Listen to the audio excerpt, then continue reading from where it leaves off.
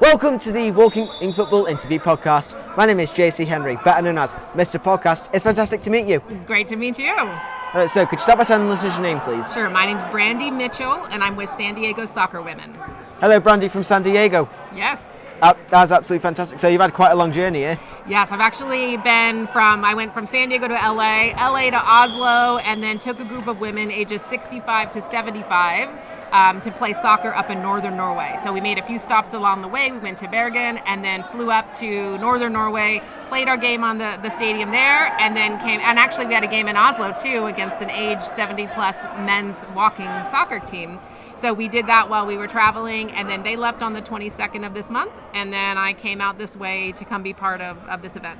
Oh, well, so basically been all over the place playing walking football. Exactly. What's been your highlight of your big tour so far?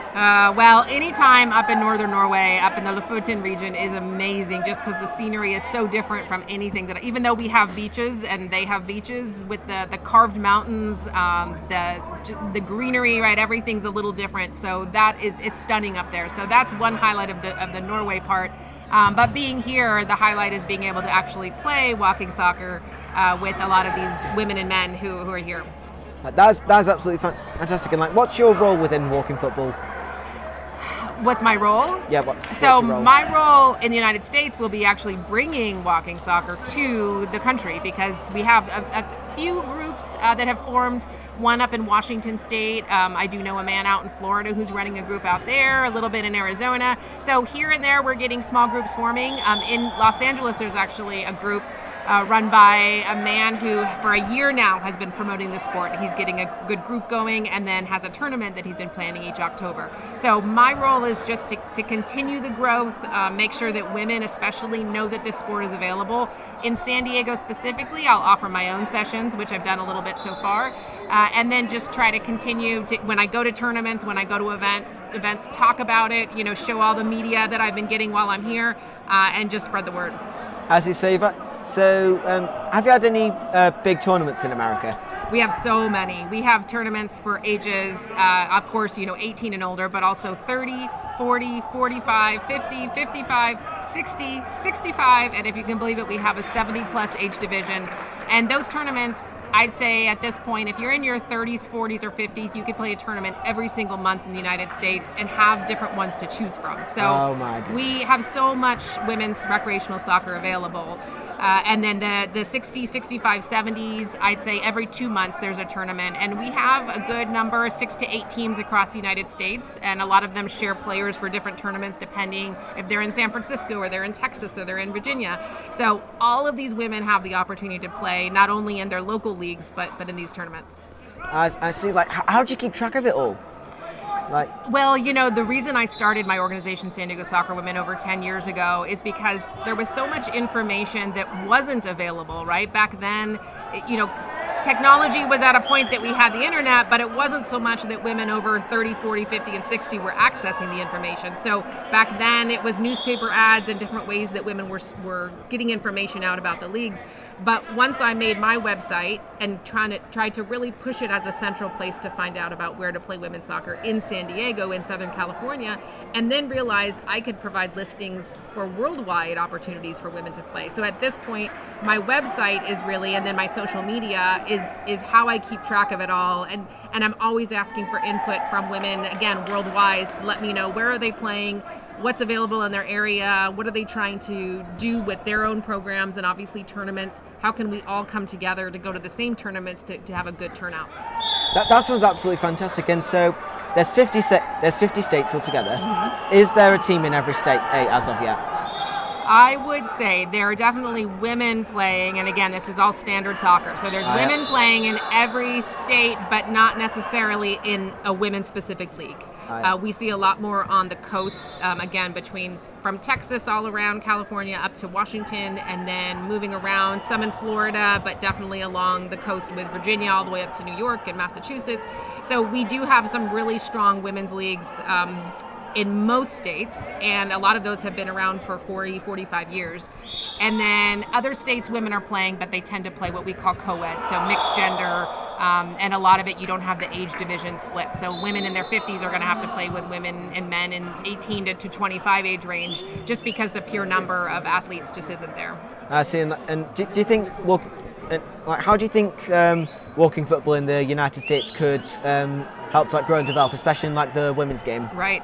What I think is really important is, for my website and again, me on social media, I see so many women who want to learn how to play or who want to come back into the sport and aren't ready to just get out on the field. And again, because our women's recreational soccer programs have been around for so long, it's really hard for someone to just get on the field and play with us, because the level is really advanced when you come from not having played in 20 years, 30 years, or not having played at all. So I think that walking soccer is going to end up being a really positive entry point. So everywhere that they actually have walking soccer, there's a place for beginners or returning players to start, and then when they're ready, they move into regular league play. And the other end of the spectrum is true, that we have women who, again, we have 60s, 70s, and 80s playing, but not all of them are ready because of injuries or because of other commitments, ready to continue playing standard soccer and running. So I think it's also going to be what we would call almost like an exit point. So I say often, instead of leaving the game, come play walking soccer, right? Stay on the field, keep all the social interaction, keep all the camaraderie happening. But if you have especially things like concussions, right, with women who may be in really great shape but are no longer able to head the ball or have some of the person-to-person collision, right? Those are perfect examples of the way we're going to keep the game really strong and have a good variety of skill levels and just provide more opportunity. I see. So, you mentioned that there's some the women that you play with have had concussions and they find it easier to have it as non-contact. Right. Because rules are for those who know, some of the rules in walking football is that you can't score headers and there's no contact allowed. Otherwise there's Otherwise, you probably get carded for stuff like that. I've learned that. That's something that's nice. And women's leagues in general in the United States, for older than 30, maybe 40 and older, we don't do slide tackling anyway. So that was an easy one. The heading is hard to get used to, but again, with the ball staying low, it's you shouldn't have the opportunity to head it anyway. So I'm finding, just having played today and yesterday, and some of my prior experience playing walking soccer back in 2019 in Guernsey, and then playing with some of the Los Angeles group members, I think I'm finding that it's a lot easier to transition from standard soccer to walking soccer, mainly because as long as I keep in my mind, right, no running, and I know what that means as far as just a really fast walk, keeping one foot on the ground at all times, but there's so much passing, there's so much skill that it's really, maybe when you're shooting, that you would accidentally lift the ball too high or a long pass, but it's rare that you really need to be able to lift it in the air. So I think that the adjustment's going to be a lot easier than expected. And other rules I'm learning, not stepping from behind to try to get the ball, not tackling from behind. Yeah. And I think so far from what I know, I haven't gotten called on anything yet. So it's good. It's like you play as well. So I've been playing soccer since I was 5, and then I took a break from 18 to about 26, and then got back into it in a women's league, and now I'm 46 now, so I play in the 40 plus league, and we also have a 46 plus league in San Diego. And as far as walking, I've played 2 games. They let me play with the management, the exhibition game, and then today with the kicking out cancer game. So I had these 2 games now that gave me really good experience at a good fast pace. And moving forward, it's just going to be a matter of, again, creating the opportunity down in San Diego back at home. And did you ever think at age 46 you'd still be playing in football?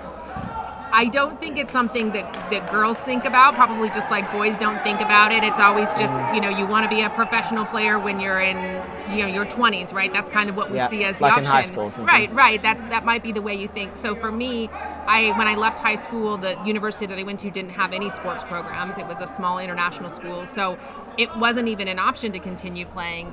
But the idea, and then I had 2 children, and at the time that I found out we had a local league for women, my son was, I think, about a year old, and my daughter was about 5. So it wasn't even something that I hadn't seen it in any parks. I hadn't seen anyone around playing women's recreational soccer. So once I found out about it, it changed everything, right? It changed the trajectory of my life, because I ended up choosing to become this advocate and starting this organization, and also could continue to play a game that I love. So I think that's the part of it that makes a big difference, is knowing, I never thought to myself, I'm going to play recreational women's soccer.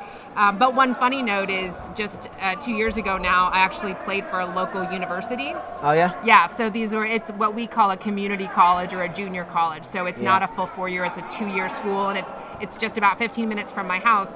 And my son, who was 18 at the time, it was his first year, his first semester of university. And I was actually in the same university, and he was on the water polo team, and I was on the women's soccer team. Oh my goodness. And it just started because I wanted to train. I wanted a place, I have a flexible work schedule, so I wanted to be able to train with a coach because I haven't done that since I was 17 years old.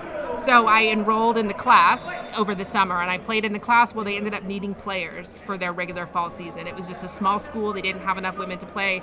And the coach, who was a woman and about my age, she said, "You're good enough to be out here, come play." And so I had to enroll full-time at the university, or again at the college. So I enrolled full-time, continued working, had my family, and was able to play full-time with the team during that entire semester. And it was so much fun. Oh my It was goodness. great training. And so not only is the question, did you see yourself still playing soccer at this older age, but I definitely never saw myself joining back onto a college team for a semester, right? So you never know what this sport's going to bring. Absolutely, and like, speaking of not knowing what it's going to bring, do you reckon one day you might be able to bring a United States women's team to a tournament like this one?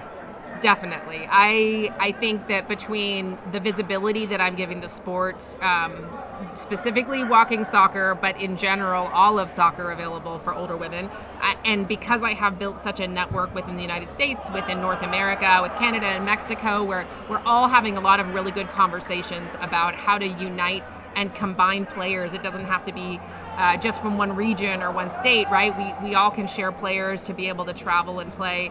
Last year I ran a tournament in southern Spain, and that was a lot of progress to be able to see what it looked like to have women travel abroad and play a variety of teams. But again, it was primarily teams from the United States and Canada. So I think that was a goal. There we go. I don't know if one of the England players has just jumped in. I don't know if that's allowed, but it probably is, because hang on, let's see if he gets carded. Yeah. No?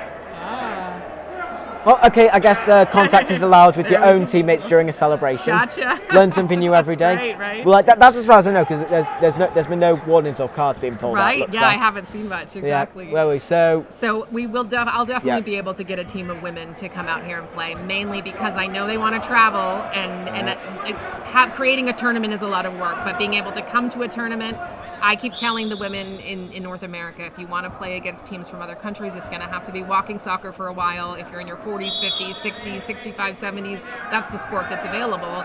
And then we always invite women from all different countries. If you're playing walking soccer, but you also play standard soccer, come to the United States, and we have plenty of opportunities to play tournaments there.